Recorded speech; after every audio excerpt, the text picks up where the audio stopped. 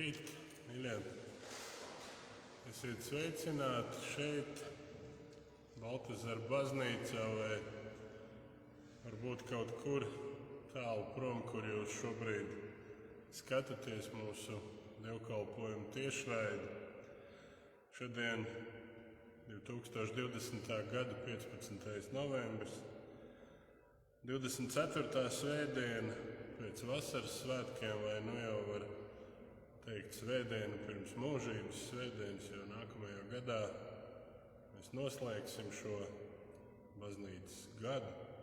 Varbūt atskatīsimies uz to, kas ir bijis, kāds ir bijis šis izaicinājumiem un pārbaudījumiem pilnais gads, bet šodien svinēsim dievkalpojumu šeit, uz vietas, vai, kā jau es teicu, jebkurā vietā pasaulē, kur vien jūs skatāties šo tiešraidi. Un sāksim šo dievkalpojumu Dieva Tēva, Dēla un Svētā gara vārdā. Āmen.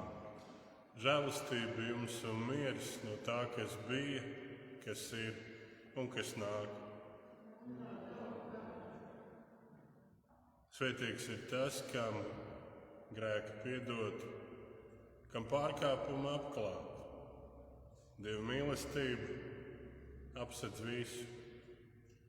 Tā apklāja mūsu vislielākos noziegumus.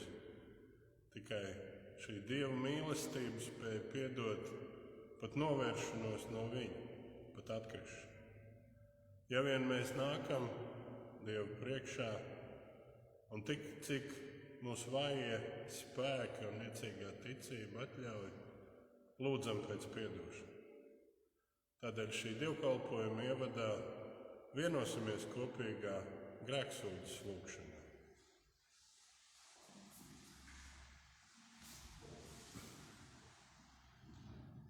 Lūgsim. Visspēcīgais Dievs, sirdžēlīgais Tēvs, es, nabaga grēcinieks, Tev sūdzu savus grēkus, ar ko esmu apgrēkojies domās, vārdos un darbos, un ar ko gan esmu pelnījis Tavas dusmas un sodu laikā un mūžībā. Bet es tos no sirds nožēloju, un tie man gauži sāp. Un es Tevi lūdzu, Tavas lielās apžēlošanās un Tava mīļā Dēla, Jēzus Kristus, mana pestītāja, rūgtot ciešanu un nāves dēļ. Esi man grēciniekam žēlīgs, piedod man visus manus grēkus un dod man savu svētā gara spēku, ka varu atgriezties. Kungs, apžēlojies! Kristu, apžēlojies! Kungs, apžēlojies! Ja nu šī ir jūsu visu patiesa grēku sūdzēšana un lūgšana, tad aplieciniet to vienā vārdā sacīdami jā. Kad nu jūs savus grēkus nožēlodam ticībā meklējat iepriecinājumu ar mūsu pestītāju Jēzus Kristus nopelnu, no saviem grēkiem gribat atstāties un Dieva svētajam prātam paklausīt, tad uz tādu jūsu grēku sūdzēšanu un lūgšanu, kā aicināts un iecelts Dieva vārda kalps, es jums pasludinu Dieva žēlastību un apliecinu pēc Kunga Jēzus Kristus pavēles, ka visi jūsu grēki jums ir piedoti Tēva un Dēla un Svētā gara vārdā. Āmen.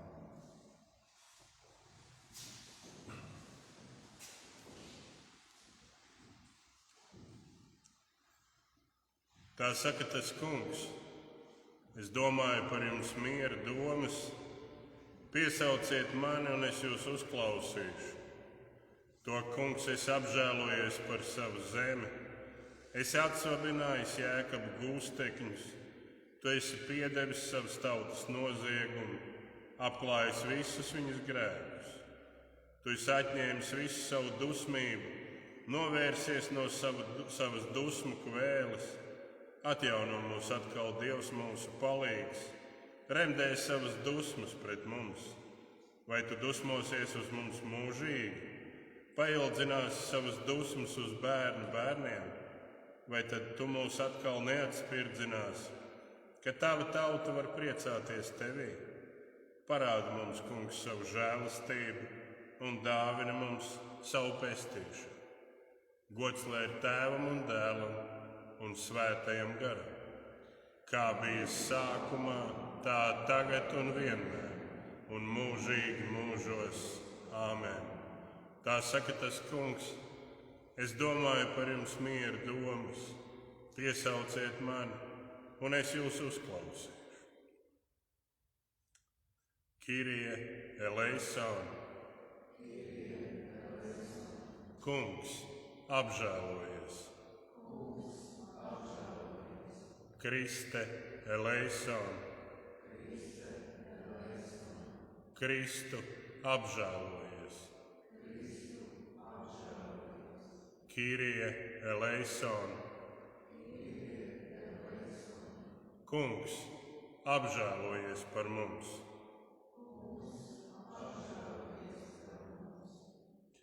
Gods Dievam augstībā, lai slava Dievam ir un gods par viņa žēlastību.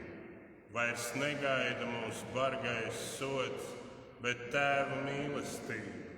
Nu Dievam ir uz mums labs prāts, jo visur miers tiek sludināts, un naidam nav vairs vārds. Tas Kungs ar jums. Lūksim. Visspēcīgais mūžīgais Dievs uzlūko žēlīgi mūsu nespēku un izstiep mūs sargādams savas majestātes labo roku. To lūdzam caur mūsu Kungu, Jēzu Kristu, tavu dēlu, kas ar tevi svētā gara vienībā dzīvo un valda, Dievs no mūžības uz mūžību. Āmen. Lūdzu, sēdieties.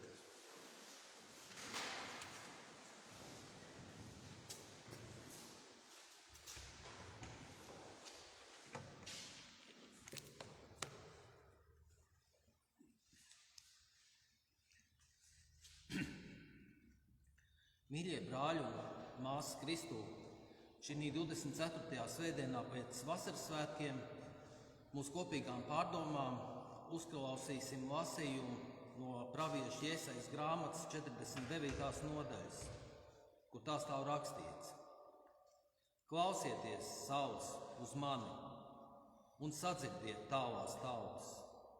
Kungs mani jau kopš klēpja sauc. Kopš mātes miesām viņš piesaucis manu vārdu.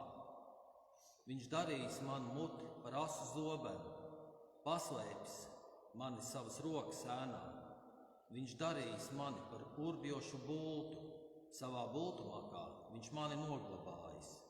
Viņš man teica: Tu esi mans kalps, Izraēl, tevī godinās mani. Bet es teicu: Vēl te es pūlējos, niekiem un tukšībai šķiedu spēkus. Tādēļ mana tiesa pie Kunga un mana alga pie Dieva. Tagad runā Kungs, kas jau kopš klēpja mani darījis sev par kalpu, lai vedu Jēkabu pie viņa un Izraēlu viņam piepulciņu. Es pagodināts Kunga priekšā. Mans Dievs ir mans stiprums. Un viņš teica: Par maz, ka tu esi mans kalps, kā atjauno Jēkabu ciltis un sargā Izraēlu, lai pārvestu to pie manis. Es tevi darīšu par gaismu tautām, lai mana glābšana sniegtos līdz zemes malai. Tā Kunga vārds. Pateicība Dievam. Un uzklausīsim lasījumu no apostoļa Pāvila vēstules romiešiem 12. nodaļas, kur tā stāv rakstīts: Neatmaksājiet ļaunu ar ļaunu, bet pūlieties darīt labu visu cilvēku priekšā. Cik iespējams no savas puses turiet mieru ar visiem cilvēkiem. Mīļotie, neatriebieties paši, bet ļaujiet nākt Dieva dusmībai. Kā ir rakstīts: Man pieder atriebšana, es atmaksāšu, saka Kungs. Bet ja tavs ienaidnieks izsalcis, paēdini viņu, un ja izslāpis, dod viņam dzert. Tā darīdams, tu sakrāsi kvēlošu soli ogles uz viņa galvas. Neļauj ļaunumam sevi uzvarēt, bet uzvari ļaunu ar labu. Tā kunga vārds. Pateicība Dievam.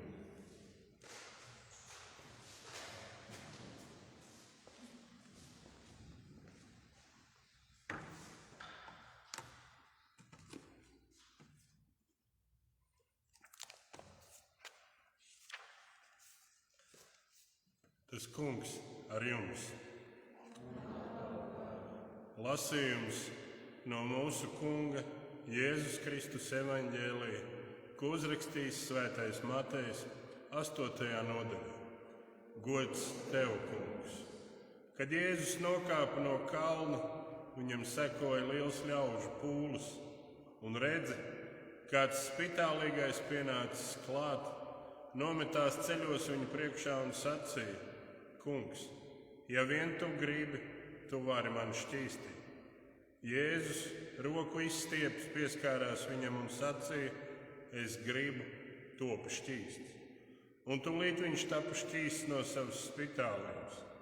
Jēzus viņam sacīja: Pielūg, nevienam neko nestāst, bet te ir rādies priesterim un pienes upuru dāvanu, ko Mūzes ir noteicis viņiem par liecību.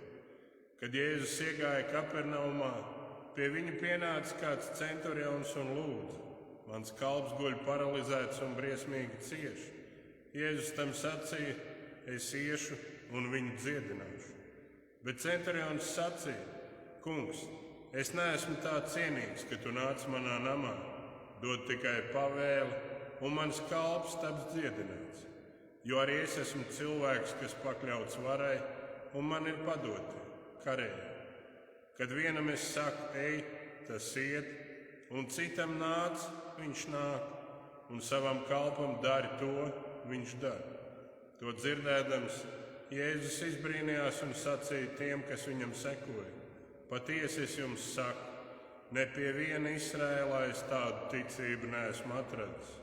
Un es jums saku, daudz nāks no austrumiem un rietumiem un sēdēs kopā ar Ābrahāmu, Īzaku un Jēkabu debesu valstībā, bet valstības dēli tiks izgrūsti ārā tumsībā. Tur būs vaimanas un zobu griešana. Tad Jēzus sacīja centurionam: Ej, lai tev notiek, kā tu esi ticējis. Un kalps tapa vesels tanī pašā stundā. Tas ir tā kunga evaņģēlijs. Slāva tev, Kristu!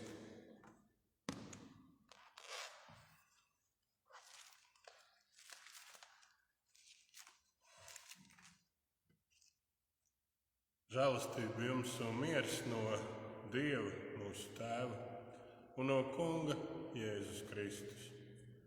Lūksim. Nāc Svētais Gars, piepildi savu ticīgo sirdis un iededz tajās savas mīlestības uguni. Mēs lūdzam Tevi, nāc un svētī mūsu savu vārdu patiesībā, jo Tavs vārds ir un paliek mūžīgi un nemainīgi patiesi. Āmen. Lūdzu, sēdieties.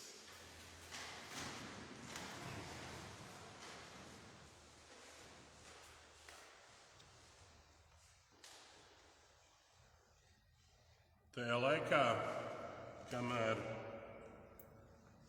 Jēzus dzīvoja zemes dzīvi, viņš dziedināja daudzus. Par kādiem no šiem gadījumiem raksti runā vairāk, par kādiem mēs neko konkrētāk neuzzinām, kā vien to, ka Jēzus dziedināja daudzus. Un skatoties uz to, ir ļoti skaidrs, ka Jēzum nebija vienaldzīgs tas, kas notiek ar cilvēkiem šeit zemes virsū. Viņa sirds asiņoja, redzot šīs slimības, redzot atstumtību.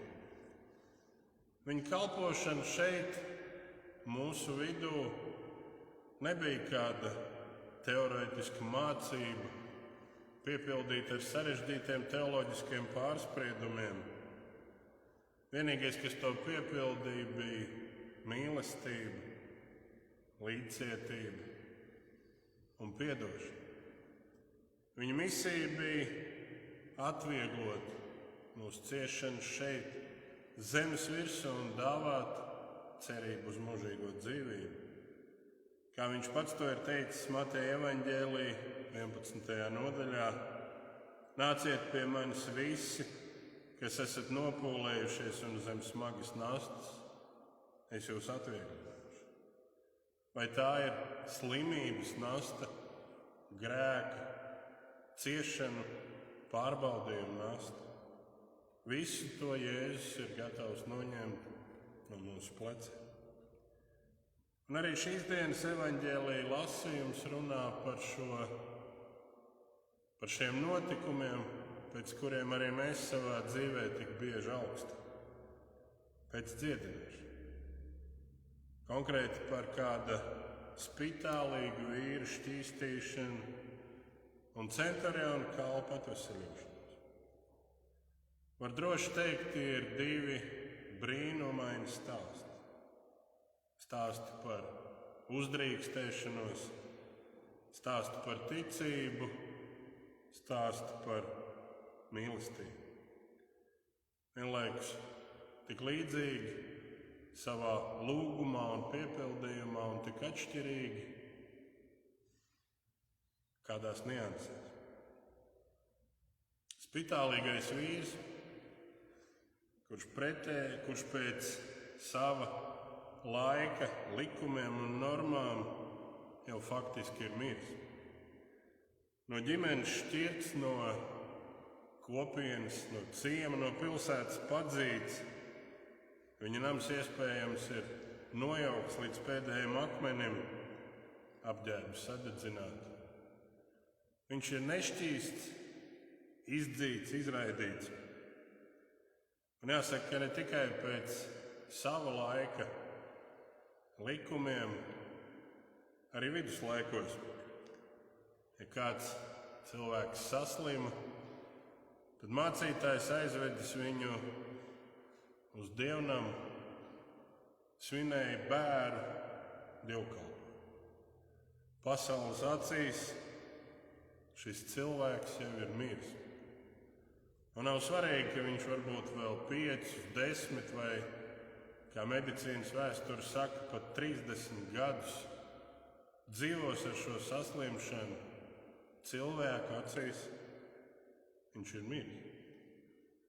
Tas nekas, ka viņš kustās, ka viņš raud, ka lūdz pēc žēlastības un piedošanas. Viņš ir miris. 3. Mūzes grāmata, 13. nodaļa.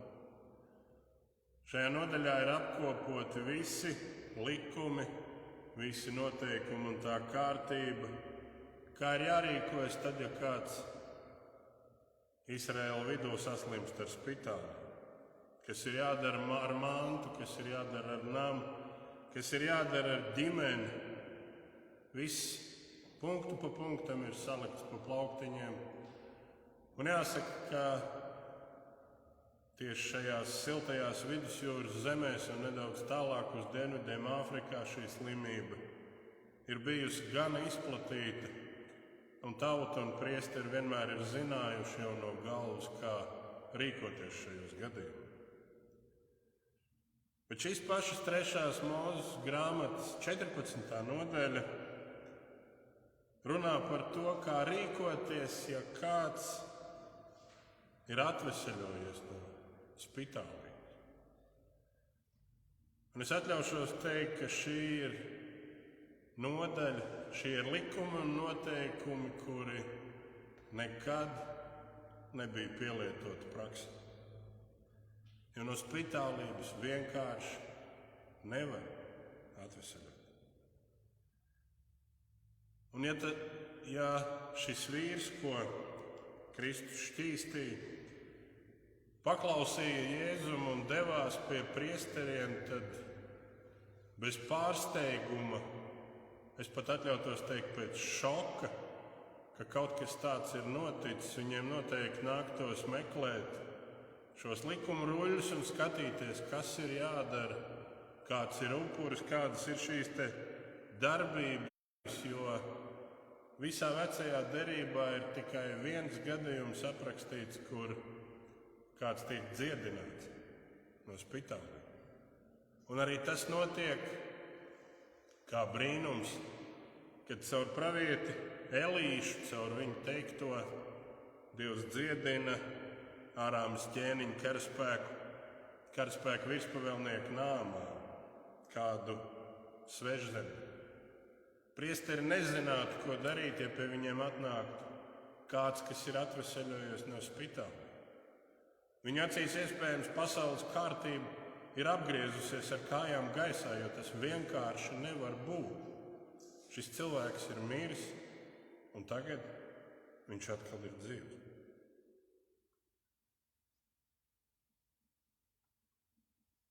Lūk, šis faktiski pasaules acīs mirušais ir uzdrīkstējies tuvoties kādiem cilvēkiem. Ja Jēzus neieklausīsies viņā, ja viņš novērsīsies no viņa lūguma, tad viss, ko viņš varbūt iegūs, būs nosacīti ātrāk un vieglāk nāve.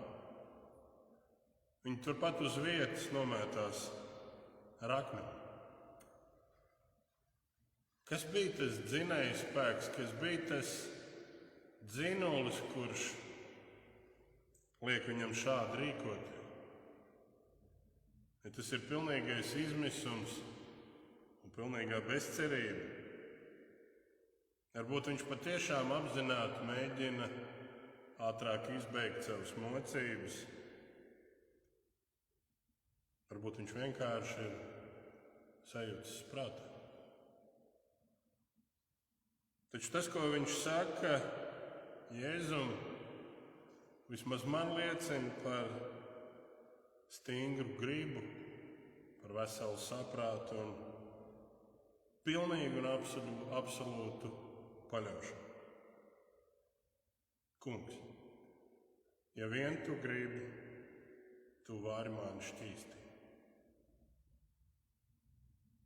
Un tajā mirklī viss apkārt esošais pūlis ir sastingts.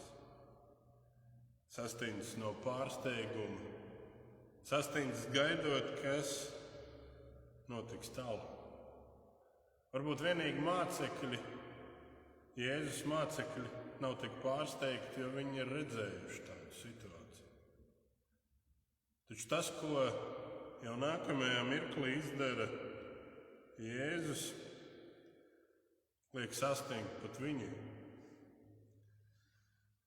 Var droši teikt, ka nav visā jaunajā derībā izaicinošākas frāzes kādam īsteni ticīgam jūdam par to, ko mēs lasām tālāk.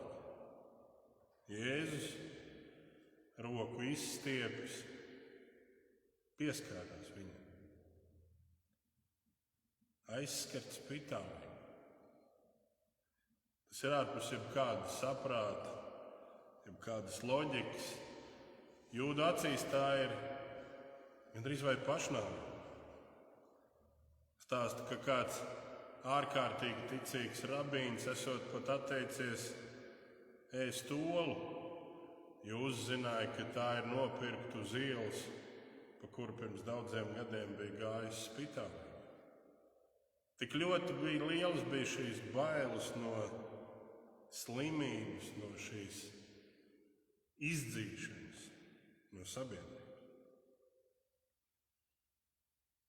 Kāpēc Jēzus tā darīja? Kāpēc viņš nevarēja tāpat kā gadījumā ar centurionu kalpu pateikt vienu vārdu un spitālīgais taptu šķīsts? Kāpēc Jēzus kārtējo reizi šķiet izaicina turpat apkārt esošos rakstu mācītājus un farizējus, kas viņam tā liek rīkot?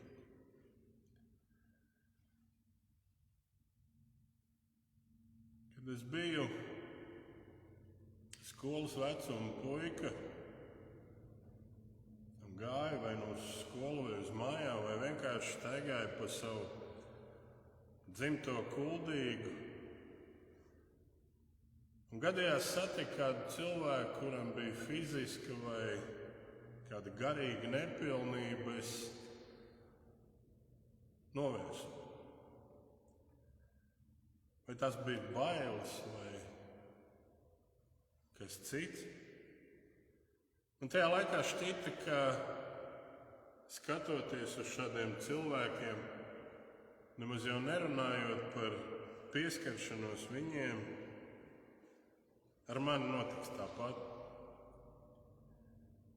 Kaut kas manā zemapziņā man lika nolaist acis, vai reizēm pat pāriet uz otru ielas pusi un izlikties, ka tāda cilvēka nav. Un tas ir neskatoties uz to, ka es skaidri zinu, ka nekad ne ģimenē, ne skolā, ne tajā sabiedrībā, kurā es biju, nekad neviens man nebija ne teicis, ne mācījis, ka šie cilvēki ir sliktāki par mani, ka man ir jāizvairās no viņiem. Bija jāpaiet ilgam laikam, kamēr es sāku saprast, ka grēks, lepnība bija tā, kas mani runāja. Viss man grēcīgā daba man čukstēja, tu esi labāks par viņiem. Viņi nav tavas uzmanības vērti. Gan jau, lai viņi paši tiek galā ar sevi, tu domā par savu labu. Un tas viss bija ļoti izteikti līdz kādam mirklim, kad notika viena no pirmajām telekanāla LNT rīkotajām labdarības akcijām Eņģeļi pār Latviju. Šīs akcijas laikā televīzijā rādīja intervijas ar tām mamām, kurām ir īpašie bērni.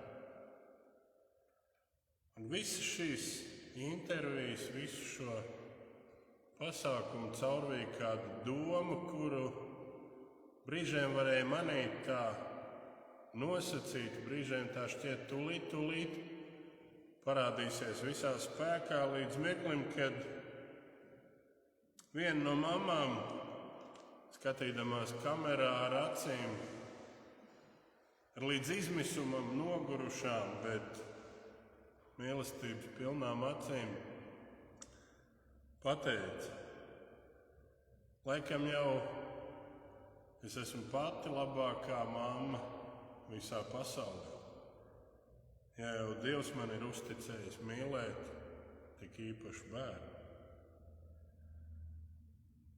Manā galvā, manā saprašanā, manā pasaules uztverē tas bija sprādziens.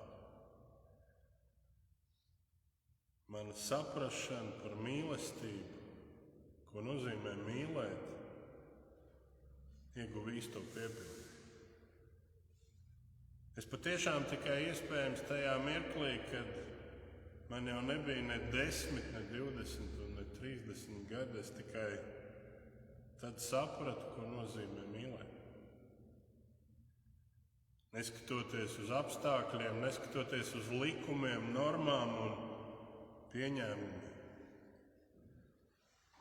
Neskatoties uz nosodošajiem skatieniem, izsmieku, neizpratni. Mīlēt no visas sirds, no visas sava prāta, no visas savas dvēseles un ar visu savu spēku. Es tikai tad sapratu, ko nozīmē mīlēt pa īstam, aizliedzot sevi. Jēzus roku izstiepis pieskārās viņam.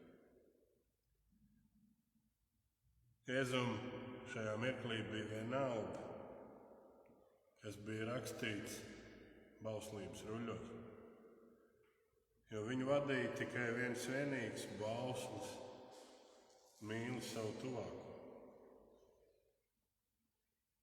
Jēzus nesatrauca farizēju vai rakstu mācītāju reakcija, jo, kā viņš pats to ir sacījis, nav lielākas mīlestības par to, ja kāds savu dzīvību atdod par saviem draugiem. Jēzus nebaidījās saslimt. Viņš nebaidījās pieskarties šim slimajam, jo pravietis Jesaja par viņu bija teicis. Taču viņš nesa mūsu sērgas un uzņēmās mūsu brūces, bet mēs viņu uzskatījām par piemeklētu, Dievu sistu un pazemu. Mīlestība. Lūk, īstais un vienīgais Jēzus motīvs, Jēzus dzinējspēks. Viņa mīlestībai nebija, nav un nekad nebūs nekāda robeža. Vienalga, vai tas ir spitālīgais pie Kapernaumas, centurions no romiešu armijas, aklais Bartalomejs vai paralizētais vīrs, kuru draugi nolaida Jēzum pie kājām caur jumtu. Vai varbūt tas ir Jānis no Adežu draudzes vai kāds cits, tepat mums līdzēs. Jēzus nešķiro. Viņš nešķiro mūsu labākos un sliktākos, pareizākos un nepareizākos.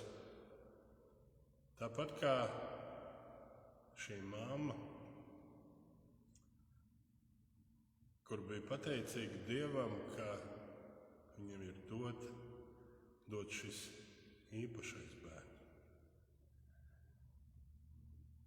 Jēzus nešķiro. Viņš vienkārši sekoja savas mīlestības aicinājumam, jo viņš bija nācis, lai glābtu, lai dziedinātu un lai piedotu.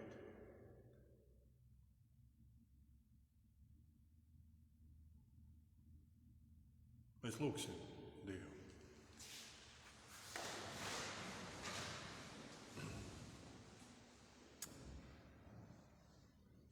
Tēvs, māc man paļauties uz garu, ko tu manī esi iedvesis. Dod man žēlastību ticēt tavam vārdam, caur kuru es esmu tavs bērns. Palīdz man saprast un ieraudzīt, ka es piederu tev, kaut gan neesmu pelnījis tavu mīlestību. Palīdz man ieraudzīt tavu taisnību un žēlastību, mana Kunga Jēzus Kristus ciešanās, nāvē un augšām celšanā. Liec man no jauna pieņemt jauno dzīvi Kristu, kuru tu man esi devis ticību. Atbrīvo mani no izmisuma un no lepnības. Ļauj man piedzīvot prieku apziņā, ka tu man esi pieņēmis kā pilnīgu cilvēku. Tēvs, rādi man, ka šajā jaunajā dzīvē, ko tu esi devis, man vairs nav jāceļ baiļu sienas, lai aizsargātu sevi no citiem. Palīdz man būt priekpilnam un nesautīgam, lai caur Kristus vārdu varētu pieņemt tevi un caur tavu darbu manī varētu uzsākt jaunu dzīvi tevi. Svētī un uztur mani Jēzus Kristus dēļ. Āmen.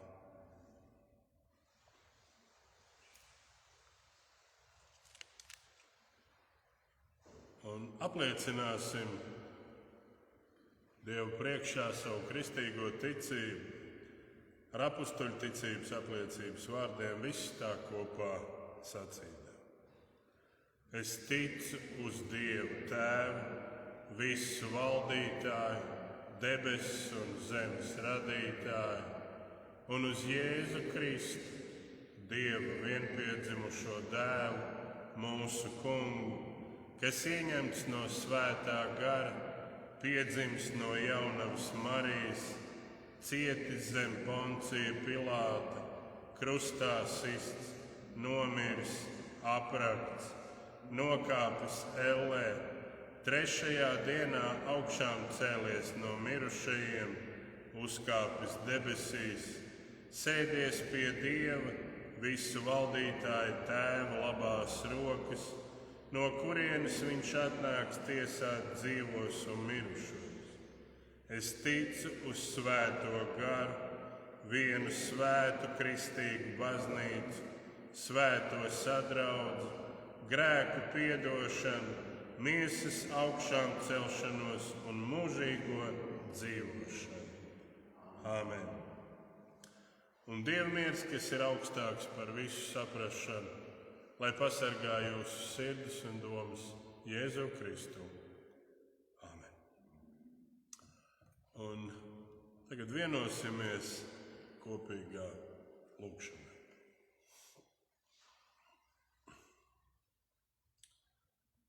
Dievs Tēvs, Tu pasaules radītāji, Dievs Dēls, Tu pasaules pestītāji, Dievs Svētais Gars, Tu pasaules svētītāji, mūžīgā un nemainīgā trīsvienība, viens vienīgs patiesas Dievs. Tev vienam, Kungs, pienākas viss gods, visa slava un visa pateicība. Tikai un vienīga mīlestība ir tā, kas lika Jēzum atteikties no debesu godības un nākt un dzīvot šo grūto sāpju, ciešanu un pārbaudījumu pilno zemes dzīvi. Bet viņš nāca, lai mīlestības vadīts uzņemtos mūsu grēkus, mūsu ievainojumus, mūsu slimības. Mēs pateicamies Tev, Kungs, Kristu, par to, ka caur Tevi, caur Tavu pilnīgo upuri mums ir cerība uz mūžību. Mums ir cerība nonākt Tavā valstībā un baudīt to mūžību. Mēs lūdzam Tevi, Kungs, esi mums žēlīgs, piedod mums mūsu pārkāpumus un nepieskaiti mums mūsu grēkus. Mēs lūdzam un saucam uz Tevi, Kungs, apžēlojies.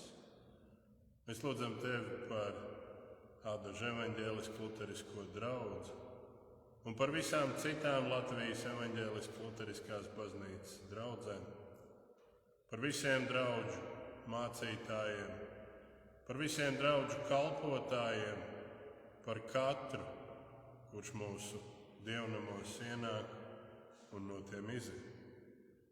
Mēs pateicamies Tev, Kungs, ka Tu mūs esi aicinājis un izredzējis kalpot Tev. Svētī, Kungs, tās misijas un tos darbus, kurus mēs darām, ja tie ir pēc Tava labā prāta. Mēs lūdzam un saucam uz Tevi, Kungs, apžēlojies. Šajā grūtajā un pārbaudījuma pilnajā laikā mēs lūdzam Tevi par mūsu brāļiem un māsām, kur ir slimību skarti, kur ir kādās atkarībās, kādos pārbaudījumos un izaicinājumos. Šajā dienā, Kungs, īpaši mēs pienesam Tev Uldi un lūdzam, Kungs, par viņa dziedināšanu. Atjauno, Kungs, viņā spēku, atjauno viņā visu kustību, pilnību un dod savas pestīšanas prieku. Mēs liekam Tavās rokās mūsu brāli Kristu, Jāni Umeru. Kungs, Tu esi tas, kurš var darīt brīnumu. Ārsti var mēģināt ārstēt, bet Tu, Kungs, esi tas, kas var dziedāt. Nāc, Kungs, savā spēkā. Nāc savā garā un dziedi. Dziedini, Kungs, Jāni pilnībā. Mēs lūdzam arī par Jāņa ģimeni, par viņu sievu un dēliem. Es līdzās, kungs, un dod mieru. Mēs liekam tavās rokās arī Neliju, viņas gaidām operāciju un lūdzam, kungs, dod mieru viņai pašai, dod gudrību ārstiem, vada viņu rokas, lai viss notiek pēc tava labā prāta. Mēs lūdzam par Benitas dziedināšanu. Mēs lūdzam par Raivo, Lindas, Līgas un visu to mūsu brāļu un māsu dziedināšanu, kurus mēs nesam savās sirdīs. Tu zini tās vajadzības, kuras viņiem ir, tādēļ mēs saucam uz tevi. Kungs, apžēlojies! Mēs lūdzam tevi par tiem novadiem, kuros kalpojam, par Carnikavas un Ādažu novadu ļaudīm, par visām skolām un pirmsskolas mācību iestādēm, par visiem, kas tajās mācās un māca. Mēs lūdzam tevi par to zemi, kurā mēs dzīvojam, par mūsu Latviju. Jau 102 gadus mums ir sava valsts. Tā ir tava dāvana, kungs, tā ir tava žēlastība, un tādēļ mēs lūdzam, svētī mūs arī turpmāk. Svētī un vadi šo zemi un tautu, lai tavs vārds šeit tiek turēts godā. Mēs lūdzam, kungs, dod mums gribas spēku un gudrību, kā aizstāvēt tās vērtības, ko tu esi mums devis. Kā pastāvēt uz to, ka ģimene ir savienības starp vīrieti un sievieti. Mēs lūdzam, kungs, esi mums žēlīgs. Mēs lūdzam un saucam uz tevi. Kungs, apžēlojies. Mēs lūdzam tevi par Latvijas evaņģēliskās luteriskās baznīcas vadītājiem, par arhibīskapu Jānu, par bīskapiem Hansu Martīnu un Eināru, par bīskapu emeritus Pāvilu. Mēs lūdzam par visiem prāvestiem, par mūsu iecirkņu prāvestu Dzintaru, par visiem mācītājiem, par mūsu draudzes mācītājiem Ivaru un Jānu, par visiem evaņģēlistiem, lektoriem, draudžu priekšniekiem, draudžu mūziķiem, par draudžu padomēm, par visiem ticīgajiem, kas vienojas šajā baznīcā. Mēs lūdzam tevi, kungs, un pateicamies tev par kardinālu Pujatu 90 gadu kalpošanas un dzīves gada dienu. Svētī, kungs, šo dievu vīru un dod viņam spēku un dziļu ticību uz tevi.